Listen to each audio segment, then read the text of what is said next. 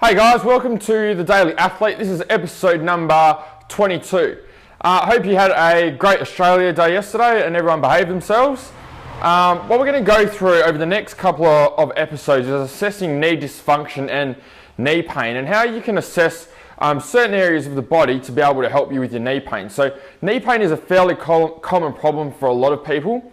So what we're going to do is we're going to break it down into a few different areas of the next couple of episodes, the next few episodes, and assess different areas which are contributing to knee pain so that you can self-assess and find out what's going wrong. So I find that a lot of people go to practitioners like physios, chiros, massage therapists, and they only really treat the surface level problem. They're only treating the symptoms, and the actual problem lies underneath in your training, in your movement, in muscle activation, and in mobility. So I want to be able to give you the information, give you the tools to be able to assess it yourself, go through, have a play with the exercise and be able to improve your movement, improve your mobility to give you a long-term fix over the long run.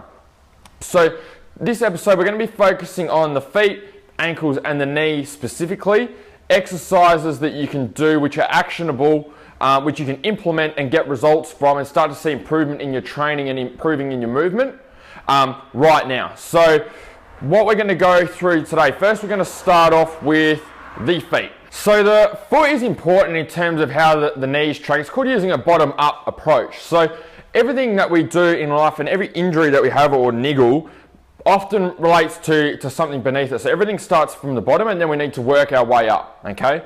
So specifically with the knee, wherever the foot goes, the knee will follow. So if there's any issues with the range of motion in our foot, or the way our foot's moving, then our knee's going to follow that and it's going to be pulled with it. So we need to make sure that we correct that. Now the first thing that we're going to work on is rolling out our plantar fascia, which is the fascia underneath the bottom of our foot, which is a band of fascia which runs right underneath. Now with the shoes that we use in day-to-day life, or any shoes particularly, specifically more runners, but even these shoes as well, any type of shoes, what they're doing is restricting our foot, not allowing it to spread out and do the things that it wants to do and actually use our foot to grip on the floor. We're actually using the shoe, and the shoe does most of the work. And these shoes are a lot better, minimalist type shoes, a lot better than runners, but still they're restricting our foot, enclosing it, not allowing it to do completely what it wants to be able to do. So this band of fascia underneath tightens up, stops working as it should, not as movable, not as pliable as it should be. So what this means is that often we get the muscles in our feet will start to weaken, okay? So the shoe starts to do most of the work and our feet will start to weaken. So often we will get very, very tight feet and often lead to flat feet as well. So instead of having the arches in our foot, which is this bit under here, instead of this being in an arch shape like that, it ends up going flat, so you can't really tell the inside of your foot from the outside, which is an issue. Okay, so what will happen then with regards to knee dysfunction, when we don't have arches and our foot isn't sitting on the floor properly, we don't have arches, our feet are fairly flat or collapsed in, you'll notice that my knees actually collapse in as well. So just put that ball aside for a minute. With my foot at the moment, so I have my arches are up, which is cool, okay? Which means that my knees can track perfectly over my toes. We need to make sure that the foot, the knee and the hip are always tracking in one line. If they're not supporting each other, then there's going to be an issue. So if our knee's going towards the inside, then there's going to be heaps of stress on my knee, so valgus knee. And likewise, if it's going to the outside, so if you supinate, so you have really high arches and the weight distributes towards the outside of your foot, you may have, or you're bow-legged, you may have the opposite problem where the knee is actually pushed too far out and we get a torsion on the knee as well. So, firstly, looking at the foot. If you look at my foot now, what you will see is that when the arch is up, my knee is able to track over my toe, okay? Now, as soon as this arch collapses, so goes in, you'll notice that my knee goes with it. So see that movement there. So arches up, nice stable foot. As soon as that foot collapses in, the knee goes in, okay? So if you're running, you're riding, cycling, you are squatting, weightlifting, CrossFit, whatever you're doing, any type of movement, noisy bus, what's happening is this knee's being collapsed in, collapsed in, collapsed in. There's a lot of strain on this knee. purely just from that foot and that arch not staying up, okay? So the problem's not with the knee, the problem might not be with anything else, it's with that foot. That foot's allowing this knee to collapse in, which is putting heaps and heaps of pressure on that knee, okay? There's no support there. So, how do we fix this? Number one, we can work on rolling out the plantar fascia on the bottom of our foot. So all you need is like a little mobility ball, a lacrosse ball. If you don't have one of these, for the time being, you can use like a tennis ball, something firm. Now, when we put this under our foot, what we want to do is we just want to roll a small area of our foot with the ball backwards and forwards. So the ball will be moving backwards and forwards nice and slow, and we're putting a fair amount of pressure on there. What we need to remember is that we need to keep our foot fairly relaxed. As soon as our foot tenses up, the ball will actually run over the fascia rather than actually getting in there and helping to break it up and loosen it up a little bit. So remember, small movements backwards and forwards, take your time, plenty of pressure. Also work on the arch as well, so tilting your foot to the side. You'll find that if you haven't done this before, it will be fairly painful and sore. So spend a couple of minutes on each foot smashing through that. Now, in terms of that exercise, you should notice a significant difference in terms of your squat and your walking immediately after doing that. So you can spend 2 minutes on each side. What you'll notice is that you'll find it a lot easier to lift your arches up off the floor. Now, the best way to be able to lift your arches up off the floor is by twisting. So we want to make sure that, number one, we have our feet straight. If we're walking, running, squatting with our feet turned out excessively, what happens is when we're moving forward, the foot will be out here, the knee will collapse inwards, okay, as we're walking forward. So we've got momentum going forwards, but we're putting our foot out to the side. And then this knee will head out directly in front. So if we're running, walking, squatting, and that's happening, that's going to put a heap of torsion on our knee, and that's when you're going to start to get pain, and they're going to start to get pretty sore as well. So, first of all, making sure that we're moving with our feet straight. Second, we need to make sure that we're twisting out. So if we're squatting, standing on the spot, moving around, what we need to make sure is that we're twisting out. So at the moment, my quads are internally rotated, and you can see that my knees are coming in. So I've got slight valgus knee there. What we want to do is we want to make sure that we're twisting out like that. So you can see that my knees are now tracking over my toes. What you will also notice, hopefully you can see there, when I let my feet relax and I let my legs relax, my feet start to roll in. When I turn my legs out, you'll notice that my arches actually get pulled up off the floor. What this means is that my knee is now in a way more stable position because my feet are steady and stable as well. They're not collapsing in and the knee's not coming in. So that's the first thing I want you to work on. So grab your ball, working on undoing that fascia at the bottom of your foot, loosening it up, go for a little bit of a walk, do a bit of a test and a retest. So do like 10 air squats. So just normal squats with no weight, and then do another 10 squats afterwards, and you'll notice a difference in how your feet actually grip to the floor and claw to the floor rather than just sitting on top. So that's the first thing I want you to try. Alright, so the second thing I want you to try is, so we've done a little bit of work on the foot, a little bit of work on our arches to help pull them up. Now the next thing that could possibly be causing our arches to collapse in, apart from the arches themselves, is ankle restriction. So if we have tight ankles and our ankles aren't moving as freely as possible through their full range of motion, what you'll find is that when you run and when you squat, you won't actually be able to keep your feet straight. You'll find that they keep turning out by themselves. So like I said before, when your feet are turning out, this knee is going to come in. So pretty much what happens is, when we start off with our feet straight, our knee gets to full range of motion, so it's far forward as it can go past the toes. Then what happens is when it gets to end range, it turns out to help create more range for the ankle. So then the knee collapses inwards. We end up with all this torsion on our knee as that goes out. Okay, so you might start the movement with our feet straight, but as you progress down the movement, so for example a squat, you'll find that when you get lower, they start to turn out and the chest starts to drop forward. Okay, so to be able to work on this one, we need to work on freeing up the ankle joint, and the way we do that is using a band of distraction and a little bit of weight. So I did do this one in a previous episode, so I'll give you a quick rundown.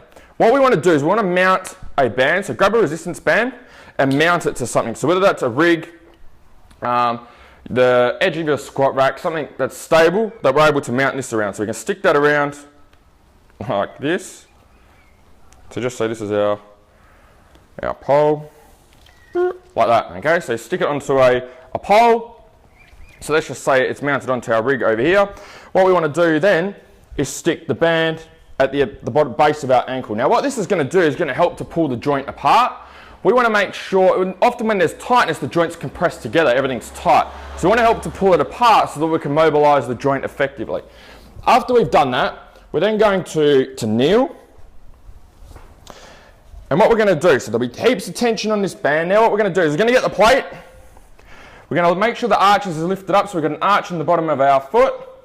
We're then going to hold our ankle down and we're going to push our knee forward directly over our toes with the weight plate on top. Okay, so you might feel a little bit of tightness here around the Achilles tendon, so out the back, or in different areas depending on where you're tight. So we want to spend a couple of minutes on each leg trying to work through that. Now what that's going to do is help to improve our ankle range. So again, you can test and retest. You'll notice a significant difference just before and after you do that exercise. So you can work on that, a couple of minutes on each side, do a couple of squats, go for a little bit of a run, walk, whatever your sport involves. Try and do something that involves your sport or training for your sport so that you can notice the difference. So that's the second thing I want you to try. So that's the ankle sorted. Okay, so number 3, the third thing that we can try with regards to the muscles surrounding our knee is actually strengthening our VMO, so our vastus medialis, which is the muscle on the inside here, okay?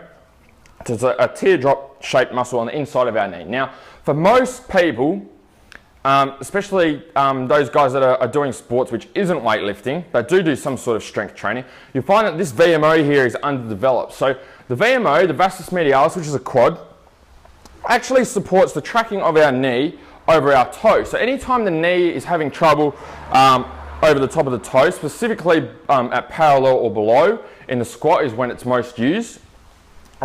But as well in running as well, obviously if we're doing a fair bit of running, working explosively, we want to make sure that everything is as stable as possible. So, we want to make sure that this thing here is working. Now the best way to get that working is to do what we call Peterson step-ups.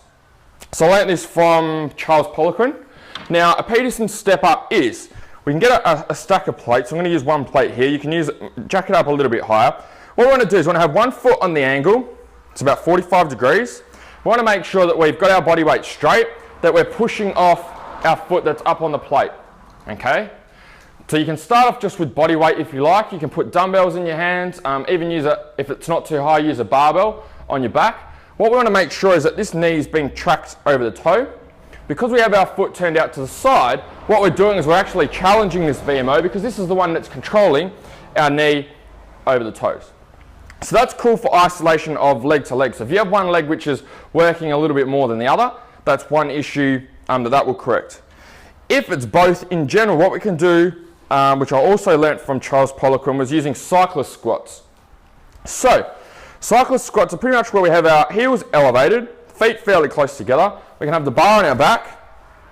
Now what we can do is we can squat from here with our heels elevated and our feet fairly close. So we're going to squat down, come back up. Squat down, come back up, okay? So what this is making sure is that what we're doing is loading up these VMOs by having the weight distributed further towards our toes.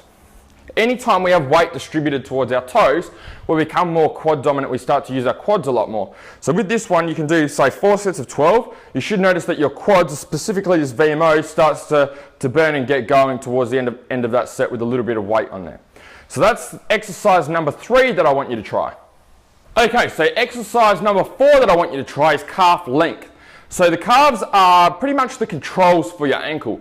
If you have tight calves, which majority of the population do because we don't do too much movement, especially using shoes, having restricted footwear, sitting in the same spot for most of the day, etc., our calves start to tighten up. So think of the calves as the controls for our ankle.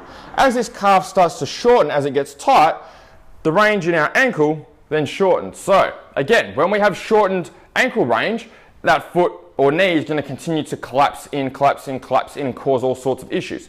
So best way to improve that is to stretch your calf out. So what you can do, so I'm using a couple of weight plates here. You can use like the edge of a plyo box or pretty much anything. What you're going to do is you're going to stand on the edge of the plates, you're going to drop your heels down with your knees locked out, okay? And you can sit there for 1 to 2 minutes, just a static stretch, and you can do that a couple of times, okay? what that's going to do is help to lengthen your calves and make them longer so that we can improve your range of motion through your ankle. Now, this is a way you can do it with weight plates. If you are at a commercial gym and you have access to a calf raise machine, my recommendation is to jump on the edge of a calf raise machine and load it up with a little bit of weight. Stand on the edge just with your heels lowered like I was here, with weight on your back. Obviously, if you don't have access to that, it's very, very hard to do it with a barbell and still balance because you don't have anything to hold on to. So if you don't, we can just use a static stretch. Also, to make that harder, you can use one foot to put more weight on the one leg and then lower the heel there. The important thing with this is that you want to make sure the knee is locked out. If the knee is locked out, the tension will actually be taken out of your calf and you won't be stretching your calf anymore. So important thing, making sure those knees are locked out the whole time so that we can really feel that stretch. So there's a few things that I've gone through with you today. So keep this video aside as a reference. I want this something that you can go back to long term. Maybe you don't have a knee issue now, but maybe later on down the track, maybe something comes up. I want you to be able to use this as a reference. So first of all, this is our first episode. We worked on the foot, everything up to the knee. Next episode, we're going to be working a little bit on the hip and how that affects your movement with the knee. So go through these exercises, smash them through, do them for a week or so, see how you go, and make sure you tune in for the next episode. So any questions at all, comment below. I want to make sure that you guys are improving, you understand what I'm going through. So comment, message me, do whatever has to happen so that we can progress and get rid of that knee pain. So, and have a great day as well.